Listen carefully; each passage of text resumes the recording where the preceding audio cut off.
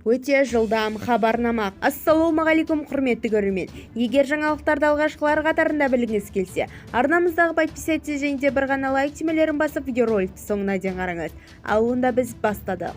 Зейнетақының орташа мөлшері көтеріледі. Авторларды қорғау орталығы. Қазақстанда ықтымақтастық және базалық төлемдерді қосқанда зейнетақының орташа мөлшері 120.650 теңгені құрайды, деп хабарлайды бүгін.кз порталы sputnik.kz сайтынан сілтеме жасап. Еңбек және халықты әлеуметтік қорғау министрлігі ақпаратынша, қаңтар айында республикалық бюджеттен 274,1 миллиард теңге зейнетақы төленді.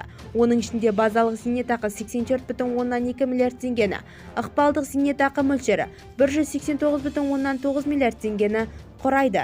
2023 жылғы 1 ақпандағы жағдай бойынша зейнетақының орташа мөлшері 120,659 теңгені құрап отыр.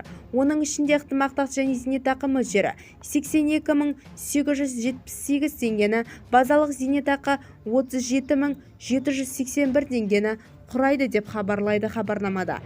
Бізді тамашалауды жалғастырыңыз.